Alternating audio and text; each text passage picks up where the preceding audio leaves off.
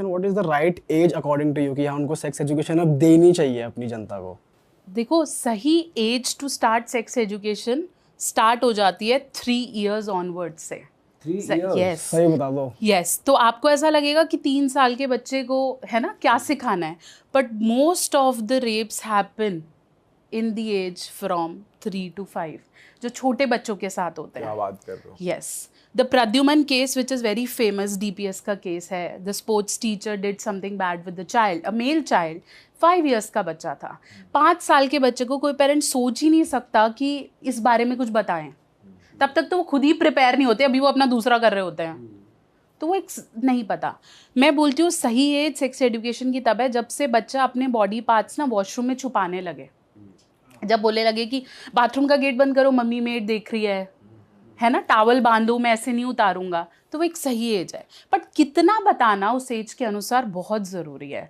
अब अगर आप 5 साल के बच्चे को ये बता दोगे कि ऐसे सेक्स होता है, तो डेफिनेटली वो अभी बहुत छोटा है उसे ग्रास्प करने के लिए।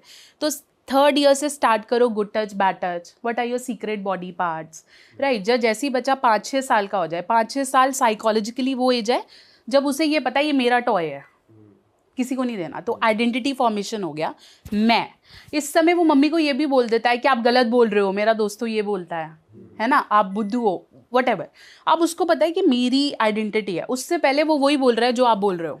आपने बोला काला काला है तो वो मानता है, ठीक है। अब उसके अंदर ये आ गया, जब उसके अंदर मैं आ गया तो वो सही एज है जब उसे ये बताओ कि how love is being portrayed, ठीक है। जैसे पापा का हाथ पकड़ना, सबके सामने लव को शो करना, अफेक्शन दिखाना, इंटीमेसी दिखाना, कि जब फैमिली में किसी को कुछ होता है तो हम सब रोते हैं, है ना, ऐसे पूजा करते हैं। जब हम ये चीज़ें सिखाते हैं, हमें पता है ये मॉरल सिखाने हैं, बट हम अपनी बॉडी से, what is sex, it's about learning your body itself ना। और क्या तरीका है बॉडी के बारे में जानने का?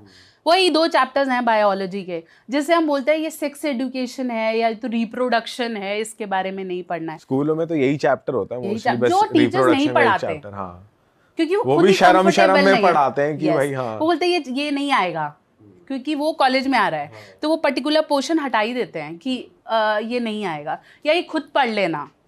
मैक्सिमम से मैक्सिमम 11th-12th में जो चैप्टर्स हैं उसके अंदर कॉन्ट्रासेप्टिव मेजर्स के बारे में पढ़ा देते हैं कि ये ऐसे होता है, ये ऐसे होता है, वो भी खुल के नहीं बताते।